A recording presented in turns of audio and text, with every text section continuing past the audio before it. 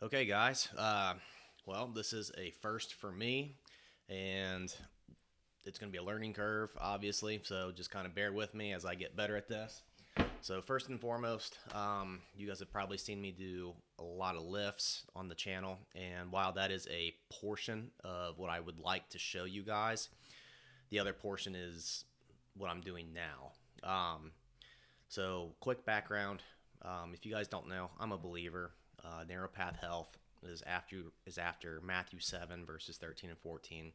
Walking on the narrow path leads to life. The wide path leads to destruction. And taking a health perspective of that, all you have to do is go to a grocery store, and you can see kids are suffering. There's a lot of overweight people. And with that, there might be underlying issues as well. There could be diabetes, there could be Crohn's disease, IBS, eczema, um, you know, and you can see it in kids as well. So, long story short, I played high school football. I was a thrower in high school, thrower in track. I played 1 year of college football, and long story short, I was about 205 at my heaviest. But again, I was active, I was lifting, I was outside all the time, and typically what happens with age, everything just slows down. Kids come, you get married, but I didn't want to stay there, and that was one reason why I'm starting this. So right now, before I started this recording, I weighed myself over there, and I weighed 209.8. So we're just gonna round it up to 210. So pretty much, I'm the heaviest I've ever been. I'm not running on a football field. I'm not running around outside hardly as much as I used to. Um, I feel slow. I do feel overweight at times. Sometimes my back hurts. Sometimes my knees hurt. And, I don't want to stay here. And I know I don't have to stay here. So, pretty much, um, what happened was my wife and I were pretty much on a ketogenic diet for a while. And we saw some success with it, but we didn't really adhere to it all the way. And then I found Stan Efferding's vertical diet, and Stan allows carbs. And for me, I was just all in. I said, sign me up. I'm ready. And it was just a slippery slope for me, and I just could not get my footing going down the hill at all. And here I am as a result.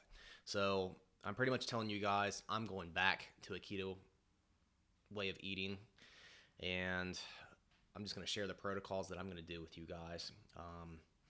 Pretty much a lot of people, including myself and my wife, there's this mountain that it looks really high and it's really steep and it looks impossible to climb. We're just tired of walking around that mountain. We're going to start taking steps up towards it.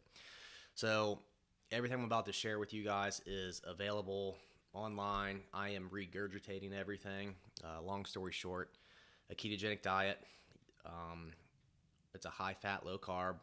You're pretty much going to switch from burning a lot of glucose from the body, and you're going to switch over to burning fat. And the way you do that is, excuse me, you just reduce the carbs that you're consuming. Eventually, your body's going to say, hey, I'm not getting what I want. Liver, you have a lot of glycogen stored up. We're going to start pulling from there.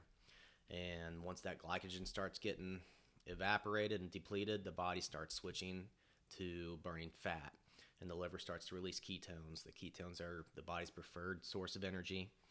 A great example of that is if you guys have used unleaded fuel to start a fire, it starts fast, but it fizzles out fast.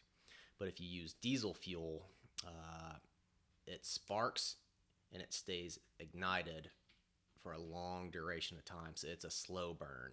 So compare that, your body using glucose for fuel and using fat for fuel.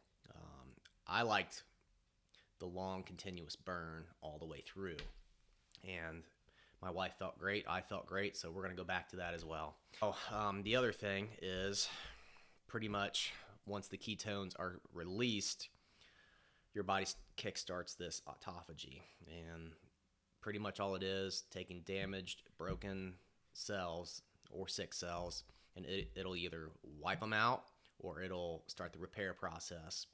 And right now, I would like that. I'm dealing with a little bit of eczema on my feet and on my shins. Oh, hair loss too, receding hair loss. Um, yeah, weight loss as well. So, but our food guide, going through this, I'm going to put a little thing on the side here. Hopefully it shows up. If not, it's going to be fats, proteins, and a little bit of fruit. And it's not like berries or watermelon. It's avocados, it's olives, tomatoes, cucumbers, lemons, limes. That's the entire fruit list that I have. For protein, it's beef, venison, lamb, eggs, fish, poultry. And for fats, I have tallow, ghee, butter, coconut oil, and olive oil. I don't really use coconut oil or olive oil. I'm a big fan of tallow and butter. But again, there's options for all of you guys. And last but not least, my wife and I are going to do this for 6 weeks. And each week, the protocol is going to change. I'm going to put the protocol up here for you guys as well, but I'm also going to read it.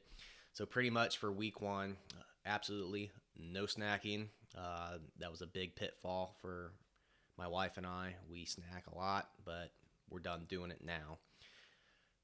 Eat 3 meals a day. Start your eating window sometime around 8 a.m. and that window closes at 6. No eating past 6 for week 1. And with each meal, you should be getting anywhere between 40 and 60 grams of protein per meal. Plenty of protein there. Drink around 100 ounces of water. A lot of people walk around dehydrated, and that's a big problem. We can get into that another day and another time.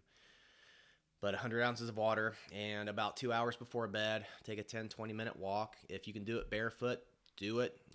Weather permitting, obviously. It is April, the time that I'm recording this. So some places it might still be 30 degrees outside. Obviously, you can't do it. You can, but I think you'd have a tough time with that. So if you can do it barefoot, cool. If not, no big deal. But last and not least, I told you guys how much I weigh. My plan for this, I would like to get down back into the 180s. So like 186 to 189, somewhere in that ballpark.